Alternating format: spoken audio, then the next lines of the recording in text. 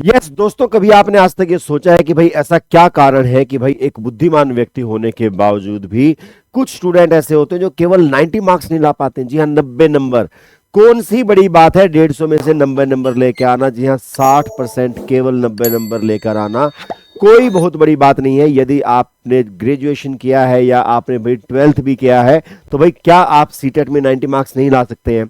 लेकिन फिर भी नहीं ला पाते, तो इसके पीछे आज मैं आपको 3 कारण बताऊंगा बहुत जल्दी जल्दी से, ठीक है, जो कि आपको ध्यान में रखने चाहिए, ठीक है। और इन्हीं कारणों में जो सबसे पहला कारण है ना, वो कारण रहेगा आपका कि भाई आपका जो मेंटरशिप है, मतलब जो आपने जो अपना गुरु चुना है वो कैसा है, ठीक है जी। तो सबसे पहली बात जो आपको ध्यान में रखनी है भाई, जो आपका जो मेंटर है, मतलब जो गुरुजी जो आप चुन रहे हैं ना, कोई भी है, ठीक है, वो क्या है? देखिए, अब गुरु जो होते हैं भाई वो अलग अलग प्रकार के होते हैं। मैं आपको सच सच बता रहा हूं, मैं भी भाई ऑनलाइन प्लेटफॉर्म पर काम करता हूं, लेकिन भाई मैं ये बात बता रहा हूं कि ऑनलाइन प्लेटफॉर्म पर क्या करते हैं भाई साहब, थोड़ा सा है ना खेला करते हैं।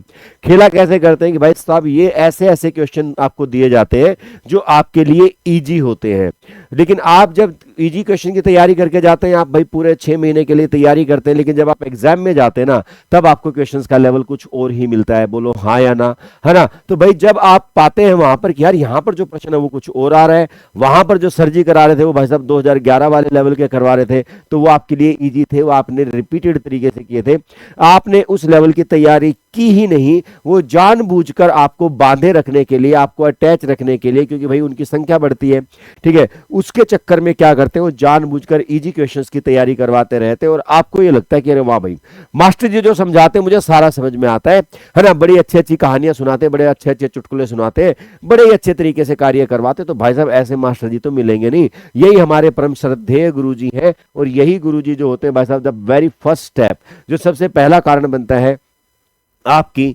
फेलियर का, वो बनते हैं एक गलत गुरु को चुनना। तो जब भी आप किसी गुरु को चुने, एटलीस्ट ये जरूर सोचें कि भाई क्या ये उसी लेवल के क्वेश्चन करवा रहे हैं जो आपके एग्जामिनेशन में आते हैं, या आपको बस ईज फील करवा रहे हैं। और ये जो सक्सेसफुल है, ये जो सक्सेसफुल आपके क्वेश्चंस को करना है, और ये जो सक्सेस है ये फेक है, आपको ही पता है। ये सक्सेस किसी काम की नहीं है। असली सक्सेस वो होगी, बेशक से आज आपको बुरा लगे क्वेश्चंस को करते हुए, लेकिन लास्ट में जब आप जाएं फाइनल एग्जाम देने, वहां पर आपको अच्छे तरीके से सभी प्रश्नों को कर पाएंगे, आपका सिलेक्शन होगा, वो सफलता ही असली सफलता। ये सफलता का कोई मायना नहीं है। Point number 1। पॉइंट नंबर 2 क्या होता है? क्योंकि भाई देखो, पहली बात, पहला स्टेप ही गड़बड़ हो गया, मतलब जो गुरु है आपने वही गलत चुन लिया। तो गलत गुरु आपको कभी ये नहीं बताएगा कि आपको क्या करना है और क्या नहीं करना है। तो सेकंड स्टेप जो आपको जान लेना चाहिए कि आपको क्या करना है और क्या नहीं करना है, मैं कहूंगा कि कुछ एक टॉपिक्स ऐसे होते हैं, पॉइंट नंबर 2 में मैं बता रहा हूं भाई, कुछ एक टॉपिक्स ऐसे होते हैं कि भाई आपको है ना बहुत ज्यादा स्कोरिंग होते हैं, आपको उनके ऊपर ध्यान देना है। लेकिन कुछ टॉपिक ऐसे होते हैं जो टाइम पास तो बढ़िया करा देते हैं, लेकिन उनके अंदर आता कुछ नहीं है।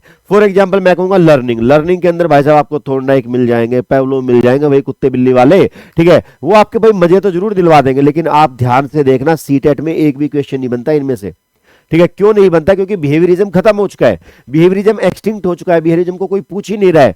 आज के टाइम पे जो प्रश्न बनते हैं पियाजे और वाइगोत्स्की में से बनते हैं ज्यादा, क्योंकि वो कंस्ट्रक्टिविस्ट है, रचनावादी है, ठीक है। उनको पढ़िए भाई, इंक्लूसिव एजुकेशन को पढ़ना चाहिए आपको पढ़ना चाहिए भाई। और जो अपने जो अलग अलग भाई child centred and progressive education है उसको पढ़ना चाहिए आपको, जिससे ज्यादा क्वेश्चन बनते हैं, ठीक है। अगर कोई भी टीचर आपको भाई लर्निंग पढ़ा रहा है, कोई टीचर आपको भाई पढ़ा रहा है क्या कमीशन रिपोर्ट्स पढ़ा रहा है, तो भाई वो आपका नुकसान करा रहा है। कोई आपका पर्सनैलिटी पढ़ा रहा है, सीटेट में नहीं आने वाला इनमें से कुछ भी, वो आपका केवल और केवल आपका नुकसान कर रहे हैं और कुछ नहीं कर रहे हैं, ठीक है। एंड द थर्ड थिंग, अगर मैं कहूं भाई आपको क्या करना चाहिए, आपको जैसा पता है भाई प्रीवियस ईयर क्वेश्चन तो करने ही करने हैं, प्रीवियस ईयर क्वेश्चन करने, लेकिन वही मैं फिर से कह रहा हूं लेवल के क्वेश्चन करने हैं। 2022 से पहले के, मतलब जब भी हमारा ये हुआ है ऑनलाइन हुआ है 21-22 से पहले के, आपको क्वेश्चन को नहीं करना है, ठीक है। क्योंकि वो जो पैटर्न था वो क्या था, वो फैक्चुअल क्वेश्चन का था।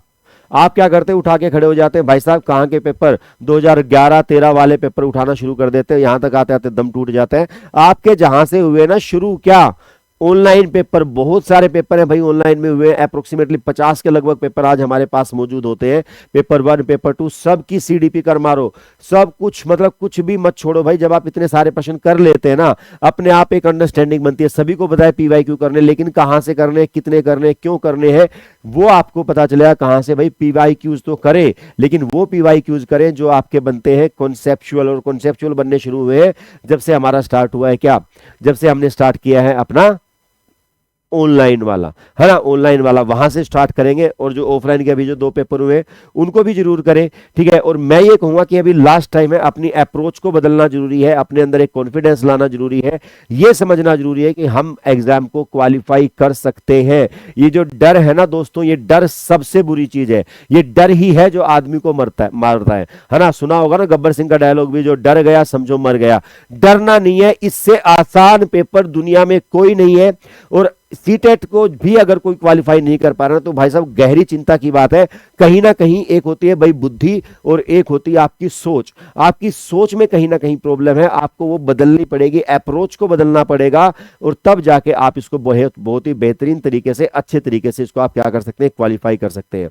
तो भाई मिलते हैं जल्दी ही क्लास में, और मुझसे मिलने के लिए आप जुड़े टीचिंग परीक्षा के साथ, मिलेंगे जल्दी ही कक्षा में। तब तक के लिए भाई thank you so much, have a nice day, bye.